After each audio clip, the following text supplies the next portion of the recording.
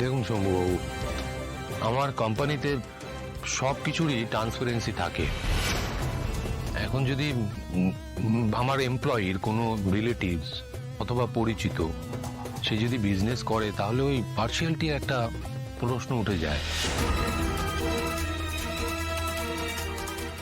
এটা আমি চাই না, তাই জন্যই আর কি। আর কিঙ্কর চেনেন আপনি?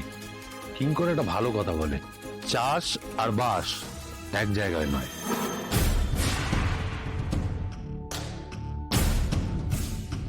ও দাদা, এই তো তোমার সাজানো প্ল্যানে জল ঢেলে দিল গো। এবার কি হবে? হয় বিয়ে না হয় ব্যবসা। মানি না, মানি না আমি এসব, আমি একদম মানি না এসব। এসব হতে পারে না, চলতে পারে না।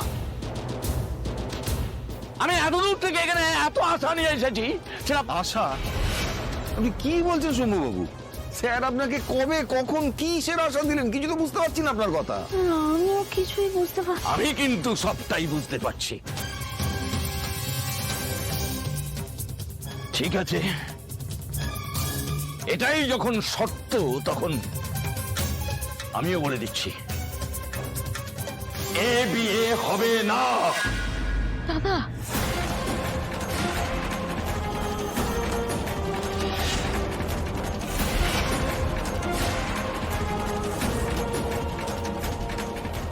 বিয়ে হবে না?